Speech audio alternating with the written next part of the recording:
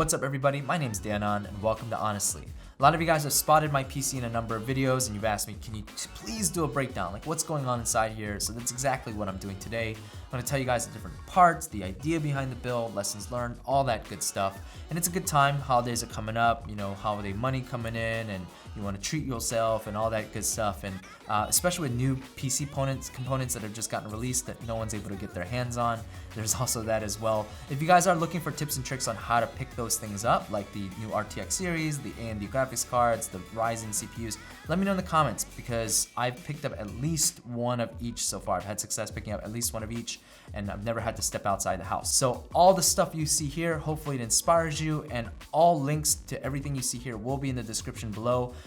If you guys could, I'd really appreciate if you use those affiliate links. It costs you guys nothing, but really helps this channel out. I get a tiny cut of the things you guys buy. It's really not a lot, but it helps, again, fund this channel. And as a thank you guys, as a precursor thank you, I'll make sure that I'm super duper active in the comments. I'm usually active in the comment section, as you guys know, but particularly for this one, I'll make sure that I answer as many questions as quickly as possible. All right, let's get honest. This is gonna be a pretty informal video. I'm just gonna do it in one take. Hopefully you guys don't rip me up. If I forget something, let me know in the comments below. So my overall approach to building this was, I built a desk and I call it Mega Desk. All I care about is Mega Desk. Because it's huge, it just has a lot of space on it. So I wanted something to be able to fill the desk. I typically love small form factor, but in this case, I did want something bigger. But I also wanted something that whenever I sat down and looked at it, I wanted to just be like, man, that looks good, right? Like I wanted that feeling. So that's kind of why it's kind of crazy inside. I also wanted it to be very bright because I'm in the basement, my office is in the basement, all the natural light is out there, not in here. There isn't a ton of light in here, so I wanted something bright, but I also wanted something clean. Like I didn't want crazy disco RGB lights, I didn't want red or something. I just wanted a very clean, bright build, which is why I went with the white color scheme. So that's the approach to the build. Now, the components that I chose, let's start with the case. The case here is the Lian O11 Dynamic. There are YouTube videos of everybody using this case and people giving it high praises, and it's because it is that good. I mean, it is just an excellent case to build in. I'll talk about the cons in a second, but in terms of like thoughtfulness, this was done in collab with a water cooler expert, Bauer, and because of that, it was collaborated with a guy who actually uses and builds in cases. And you can tell because everything is like toolless, so you can do everything by hand.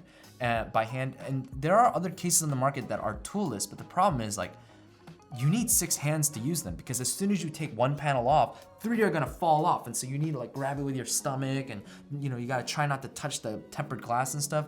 Everything on this case won't come off until you're ready to take it off. And that's the beauty of it. So easy to access. You can take things off really easy to reconfigure with the inside at like the snap of a hand or fingers. Really solid case to build in. Let's talk about some of this is kind of the cons slash pros, is it's wider than other cases, and because of that you have a ton of room to cable manage, ton of room in the back to be able to throw in like a ton of stuff, extra hard drives, all that jazz. Oh, the other pro is that it's got a lot of openings, and each one of these openings, minus the back here, all have their own, what do you call it, like mesh, mesh things that block dust, or dust filters, that's what they call them. Dust filters, which is awesome. So a ton of dust filters, ton of perforation holes everywhere.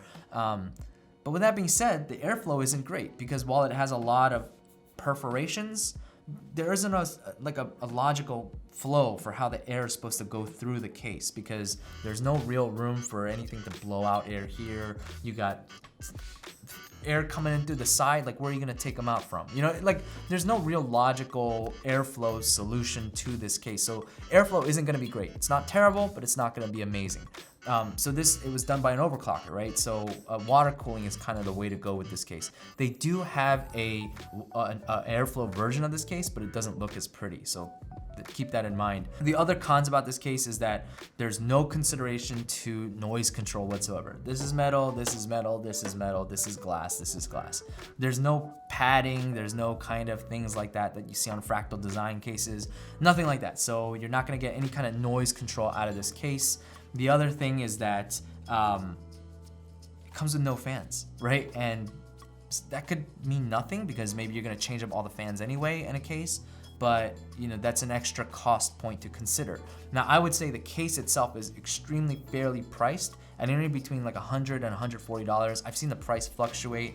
I don't know, it's kind of weird that it does that, but yeah, I've seen it fluctuate in price. But I think, again, for the thoughtfulness, the space, the design, this case is really fairly priced. But if you consider having to buy more fans, in this case, I bought 9, that can add up pretty quickly and it can become a pretty expensive case. So something to keep in mind there. Yeah, not enough nice things to say about this case. Seriously, it looks really good. There's a reason why a lot of people build in them. All right, so let's move to the inside. I'll start from the motherboard, the main parts, and then I'll talk about the parts that people always ask me about, right? So let's start with the motherboard. The motherboard is overkill for this build, and I do regret buying it. It's the Asus Maximus 12 formula, and it's the highest end Intel Z490 motherboard from Asus. And the only reason why I bought it is because it has this feature where it has these built-in plugs where you can put attach custom loop liquid water cooling so that you can cool the PCB and stuff, right? Because I once had this really ambitious thought that, oh, I want to learn how to do like hard line water cooling. And then I realized no, I don't have time or energy, and honestly, not enough desire to be able to do that. So yeah, I regret buying that. It's really expensive, but it has every single feature you could ever want, and I only use probably 30% of it. It's an overclocking beast, which again is gonna be an unfortunate part in a second here. In the back, it's got a gazillion USB ports, more than you probably ever need. It's built like a tank. That's an Asus Strix 3090 down there, and based on that RGB strip that goes across the front of that card, you can see that there's hardly any GPU sag, right? It's just a really nice, really high quality motherboard. Unfortunately, the CPU that's in there, it's an i9-10900K. It's not a beast, right? It lost the silicon lattery. I couldn't get it past 5.1. I could technically get to 5.2, but the mounted voltage would be insane. So right now it's at 1.3 volts, even 5.1, 1.3 volts is pretty high compared to some of the other folks that I've seen. So yeah, that's all it's running at. So that's that.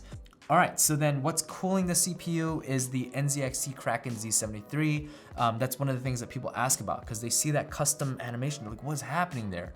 I will say that the Kraken Z73 it's not only a really great functioning all-in-one liquid cooler, but it's also aesthetically beautiful, right? That screen in the front, I was expecting it to be dim, ugly, not sharp. I had low expectations, but when I saw it in action, I was like, wow, that actually looks really, really good. It's nice and bright. It's really sharp for, I thought it was gonna be very fuzzy, but it's very sharp. It just looks good. The cooling performance is also pretty good. I'll talk about temperatures in just a second here. You can set to show system temperatures. You can have custom GIF. You can make a custom GIF and put it on there. There's also built-in GIFs if you want to use those instead. So there's that. If you want a Kraken, a 360 millimeter that is 0 dings and whistles and just gives you cooling performance, there's the NZXT X73, which is 360 millimeters and it's got a screen that just has I think the NZXT logo, and then just has a really dim screen. Doesn't look as good, but that's pure functionality. So you won't be paying for aesthetics in that one. So yeah, it's a really solid liquid cooler, works really well for my purposes. The cable, yeah, I forget what you call it.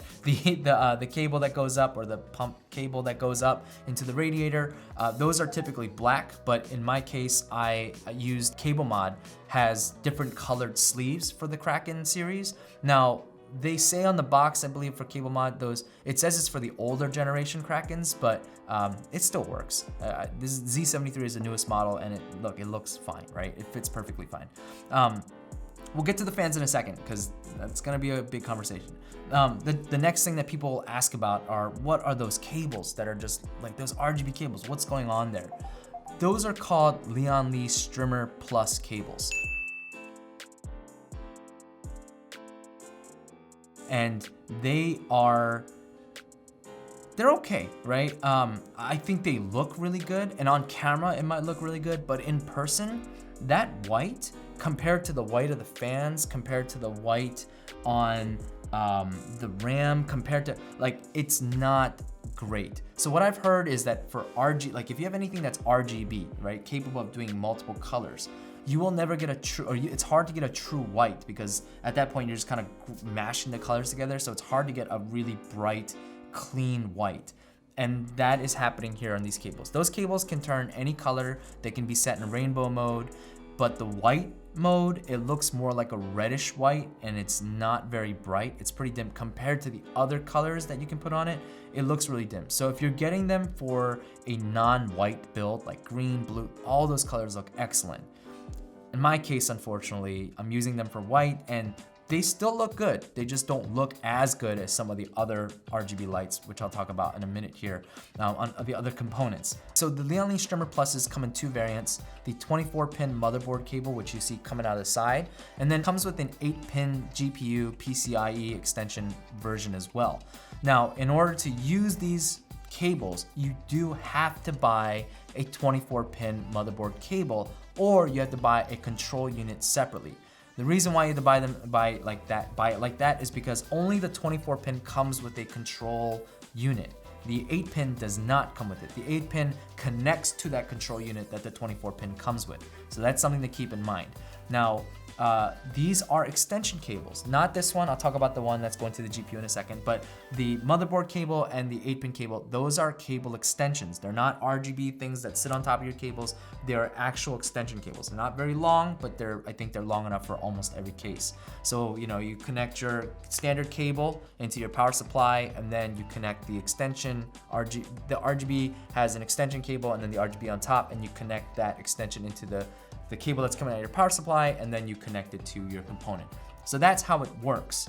Now, what I have going on here though, the motherboard cable that's coming out of the side is fine, but as you guys can, that's pretty standard. But what you guys see going to the graphics card is not an 8-pin cable, it's actually a 24-pin one. So this is an Asus Strix 3090, and the Asus Strix 3090 is a very wide card. And because of that, and it's also got a 12-pin PCI Express. Technically it's 24, but everyone's been calling it 12-pin because it's 12 across the top. And because of that, Lian hasn't created a 12-pin strimmer cable yet. So you have to find some creative ways around it. Now, I looked on Reddit and people said what I did was I took my 8-pin and then I, like glued or like zip tied the 12 cables under it, and then I just plugged the 12-pin in, and then I just have the RGB cable sitting on top. But none of those solutions look good. And some people, because it's so wide, people have it coming out from like I don't know, all kinds of different directions. None of those looked good. I wasn't really pleased with any of those. If you have a 3080, I believe a 3080 Founders Edition or any 3090 graphics card, NVIDIA graphics card, you won't be able to use the 8-pin in a way that looks pretty, unfortunately, right? So what I did was I went out to Micro Center and I bought another motherboard strimmer 24-pin cable, and I removed all the extension cables off of it. And then I took my white sleeve cables, which they're not custom sleeved, I just bought them off of Amazon. You can see the other white sleeve cable up here for the CPU one as well. I had to buy 2 packs because each of those packs only come with 2 4-pin PCI Express cables, right? So I need 3 of them because there's 12. So I bought 2 boxes of cables, and I took all of them and I connected them through the bottom. And the reason I went to the bottom was because that's honestly the way to keep things really slim, because again, that card is really wide and right now everything is pushing against this glass. So I connected that to the bottom, and then with the RGB lights from the 24-pin, the strimmer lights, I just arced them on the top. It's literally just sitting there arced. Nothing else is going on. And then the cable that connects to a connector, there's a second connector and the connector unit in there, and I've connected it like that. So it's literally just sitting there like that. I thought this was the best looking implementation of the strimmer lights to a 12-pin graphics card for now.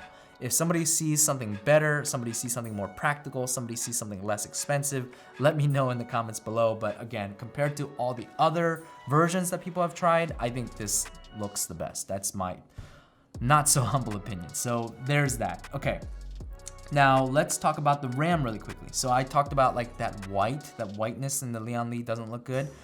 The RAM is the Corsair Dominator Platinum RAM, and that's 64 gigabytes, the 3200 megahertz version, because that already costs an arm and a leg, and I couldn't spend more to get 3600 or 4000. So I just went with the 3200. 64 is plenty for my uses, but man, that RGB is like It's so bright white. It looks really, really, really good. It also helped that the RAM looks beautiful. It's white RAM.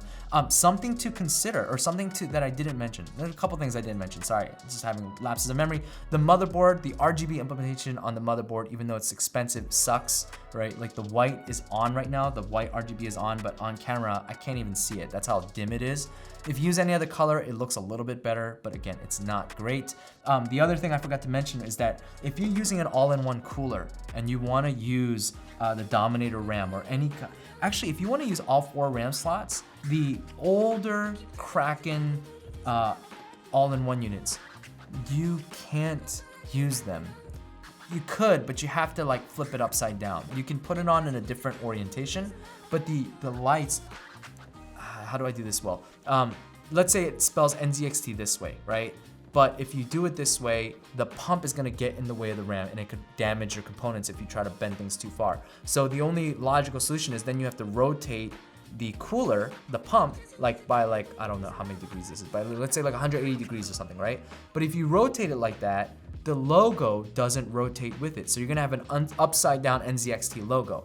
With the newer models, right, the X73, the Z73, the X models and the Z models, right, they have an ability for you to go in software and to rotate the logo. But that also has a limitation. Sorry, I'm sorry I'm bringing this up now, but that also has a limitation because it only rotates in like certain segments. And so you have to make sure that you rotate the cooler in a way that the text can accommodate. I forget all the details, but yeah, it doesn't give you full customization in terms of how you rotate the logo. There's only certain angles that you can do. So keep that in mind if you are planning on filling up all 4 slots and getting a Kraken cooler. I've heard that you gotta look up like what all-in-one coolers will be able to accommodate 4 sticks of RAM. So yeah, just keep that in mind. Like this is rotated. Right now, the pump itself is rotated and the image is rotated in order to accommodate that weird flipping of pump there. So sorry I forgot to mention that. Anyways, back to the RAM. Yeah, the white RGB looks super duper clean. It's super duper bright. And yeah, it looks great. And it's RGB, so any color will look amazing on it. But white especially, man, it just pops. And especially when you compare that RGB light to the strimmer lights, when you look at it in person, you're like, oh, it doesn't look that good together because the strimmer lights just look really bad compared to the Dominator RGB lights. So speaking of beautiful white light, the fans. All right, let's talk about this. There's a lot to talk about. I know I talked a lot already, but there's a lot to talk about in terms of these fans. These are the Thermaltake quad ring fans, and they look gorgeous, but they are terrible to use, terrible to figure out. Like I've spent more time troubleshooting these fans than any other component on this PC. And that is saying something because man, it's just been a pain in the butt. Again, visually it looks great. So let's talk about the pros. Again, visually it looks great. The amount of RGB lights on these fans is absolutely insane. When it works, the RGB control that you can have on these fans look insane. I think I already said this, I'm losing my mind. Any color you set looks insane. They just look so good.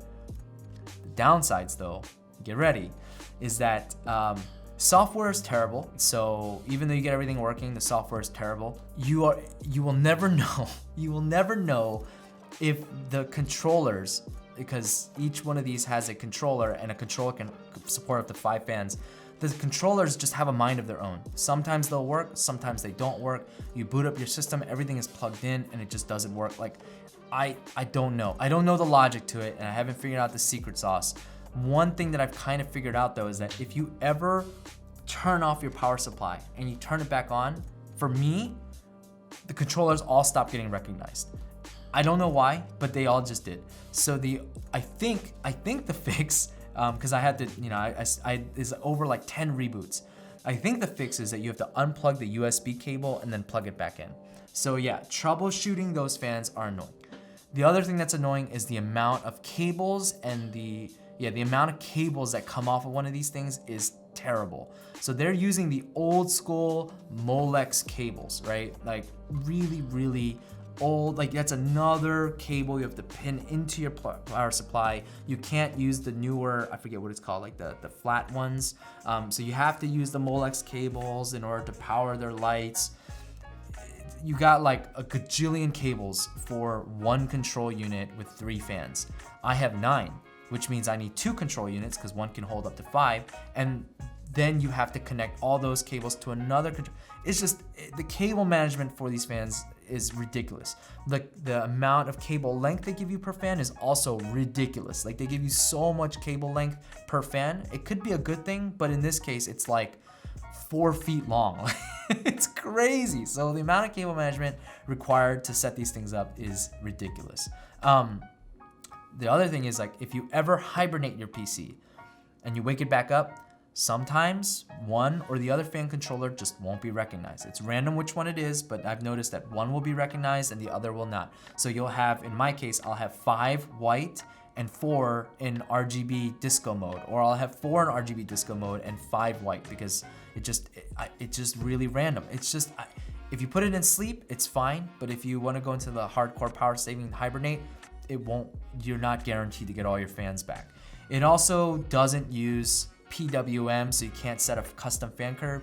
It uses voltage, and then the software you use, you have no idea what percentages you're using. You can set it as like performance, and then you can set a percentage of performance, which what does that even mean? I have no idea. So yeah, it's just, there's so much to hate about these fans, but they just look so darn good.